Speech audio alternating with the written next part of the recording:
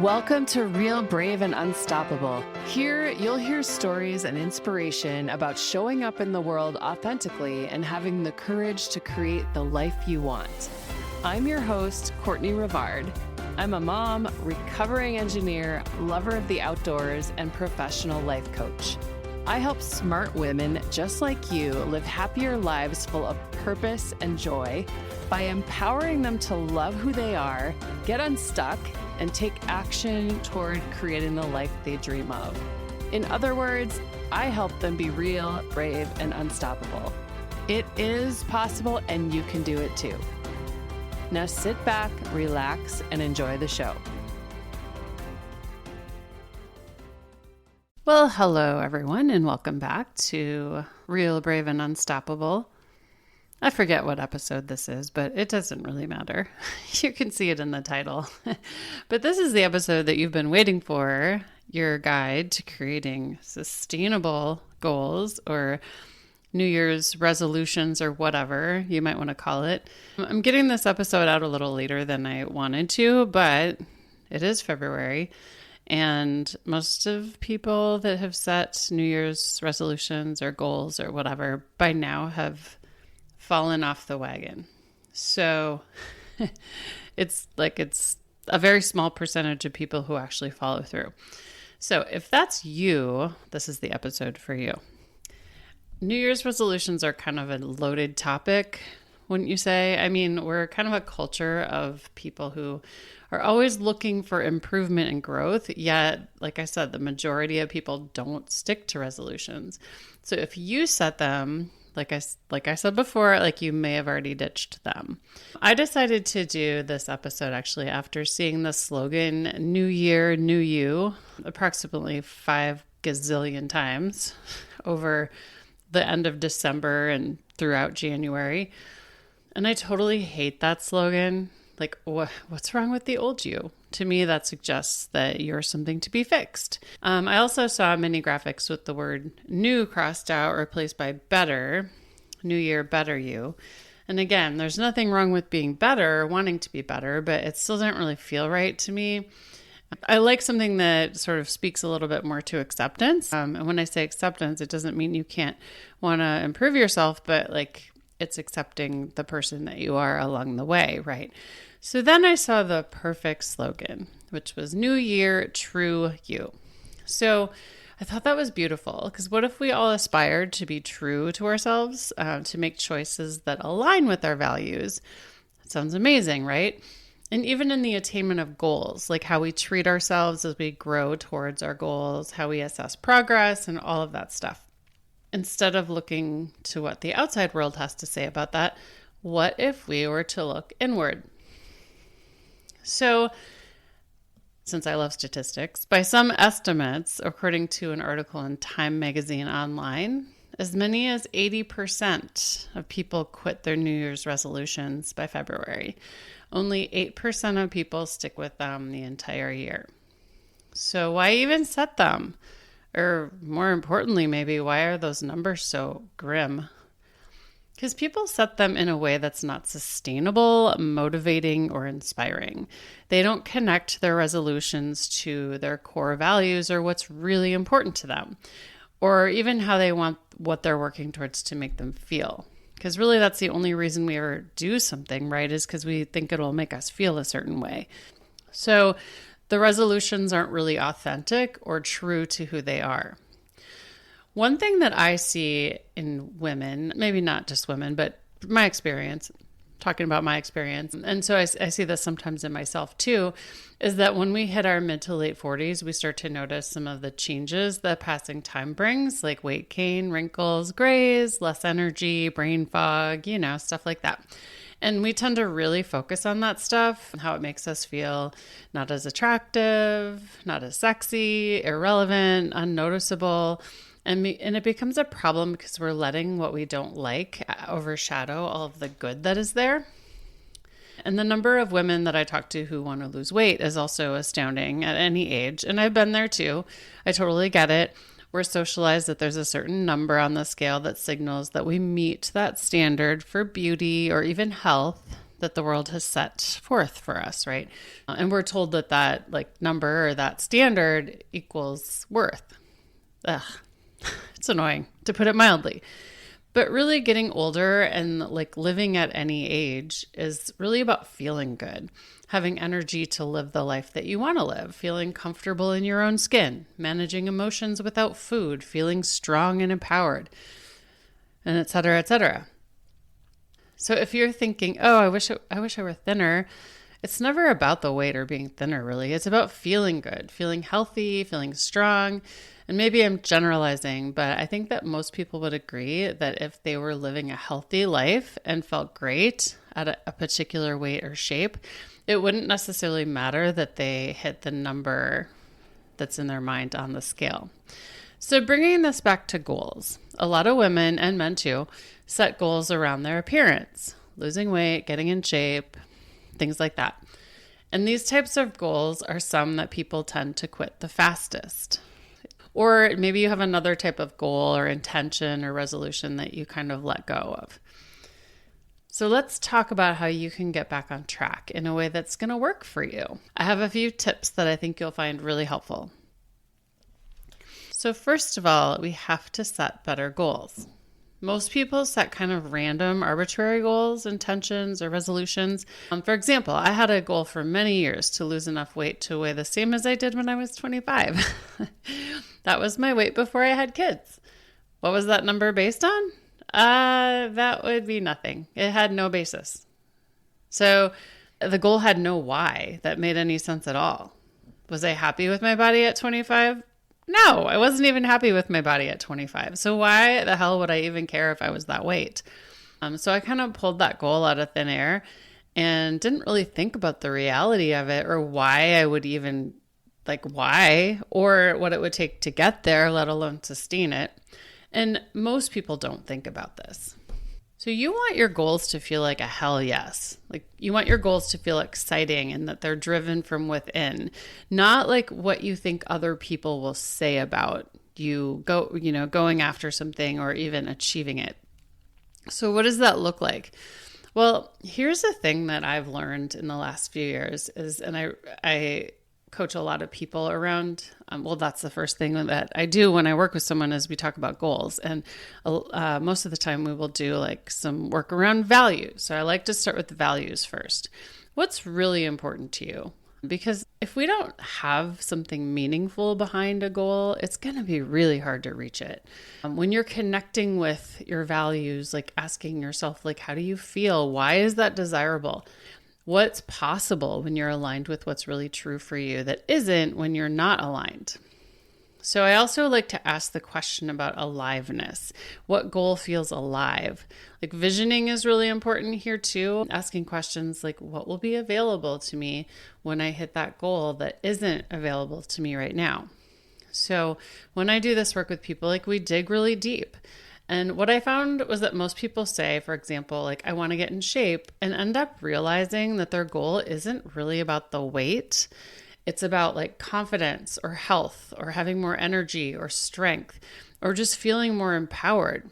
A few years ago, I did a New Year's challenge called Goals with Soul. And this was based on Danielle Laporte's book, The Desire Map, where she talks about her process of setting goals based on core desired feelings. After all, like I said earlier, the only reason we want to achieve something is because how we think it will make us feel. So why not start there? So setting goals based on what's important to you and how you want to feel. That is going to help you. Like it's going to help you form a really solid why. And we need that to be able to find meaning in those goals and to stay on track. Okay, moving on. Number 2, are your goals realistic? This is important. I mentioned earlier that for many years, one of my goals was to lose enough weight to weigh what I did before I had kids. Well, I was like 40. That's probably not super realistic. Or even in my mid-40s, I had that goal. And then I realized, that's probably not super realistic sustainable. But when I set goals with clients, I always ask, like, on a scale of 1 to 10, how doable or how likely do you think you're able to reach this in the time frame we're looking at? And if doability is anything less than 7, like, we go back to the drawing board and tweak the goal until the believability or the doability is like 7 or higher. If your goal is to read 100 books this year, you have to look at how many books that means you have to read per week, which is about 2. For some people, that's totally doable, but that's a lot of books for most people. So if I ask you if 2 books a week is realistic and you say it's 50-50, we want to tweak that goal. Otherwise, it's going to feel really overwhelming. And our brains don't like to feel overwhelmed. Motivation wanes and people quit. So if you want to set a goal around reading books, like, you ask yourself, like, what do I think, it might be a little stretch, but 7 or 8 out of 10, like, what do you think that, or 9 or 10, but like, what's the likelihood that I think, what's the believability of, like, can I succeed at this? Setting a goal where you're saying, yeah, I probably am not going to reach this. What's the point, right? Okay, so number 3, are your goals relevant? This is a little bit related to the number 1, that, like, about you just have to set better goals that are related to values and how you want to feel. But just asking yourself, is what you're going after something you actually care about? Like, is the work you'll put in going to benefit you in some way? Is the goal internally driven, or is it driven by the potential of a lot of external validation? Like, that's a really important thing. And again, it really kind of goes with the first bullet point. Okay, so number 4 is to have a plan. This is probably the thing that trips people up the most. If you set a goal and don't look at how you're going to get there, the likelihood of getting there is not so great. So last week, I coached a client on overwhelm and anxiety because his to-do list was huge and he didn't have a plan to knock things off of it. So he kept procrastinating doing anything. So of course, that just made it worse because the to-do list kept growing and he felt totally out of control and really, like, overwhelmed and disempowered. So we literally went through and brain dumped all the things he had on his mental list into a Google Doc. For every item on his to-do list, we came up with all of the, like, subtasks that, that item was made up of. And we kept chunking these items down into little tasks as far as we could go. His list had a lot of things that were actually contingent on something else getting done. So with this level of, like, chunking this down, he was able to prioritize and focus on the next step in front of him rather than seeing, like, all of the steps and getting overwhelmed. So same thing with goals. You need to be able to identify the next action steps that will get you closer to your goal, because seeing all the steps isn't necessarily helpful in the moment. You need to break it down and kind of reverse engineer how you'll get there. So number 5, related to this is related. Focus on really tiny short-term goals if you're having a hard time staying on track. I recently listened to a podcast that talked about Navy SEALs and the mindset training that they go through. And one of the things they talk about is having really tiny short-term goals. Basically, this is breaking things up into, like, these minuscule little sub-goals. So, like, if you're, like, Navy SEALs, if they're, like, in a really tough situation, they're not thinking about the entire mission. They're thinking about each step. So, for example, like, if you have a hard time getting up in the morning to work out, focus on each step of getting there. That's a mini goal. So, number 1, you hear your alarm going off. Okay, my goal is to get out of bed. Okay, and then I get out of bed. Next goal, my goal is to get to the bathroom and brush my teeth. Okay, done. Next goal, put on my workout clothes. Done. Okay, next goal is get on my shoes. Okay, done. You get the idea, right? So it's like every little step, like, you're hyper focusing on that one little thing. And the point is that we're just looking at the tiniest of steps as goals, and then we're setting a new one once we reach it, because, like, small steps add up to really big progress.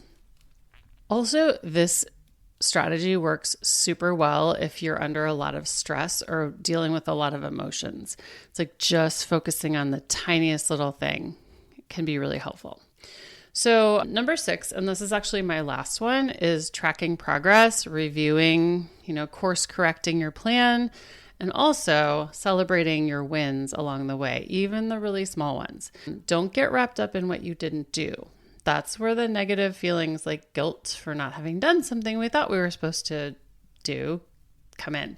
And there's nothing wrong with the feeling itself, but if we don't take time to unhook from that and normalize it, we can get stuck in a very unhelpful and unproductive place.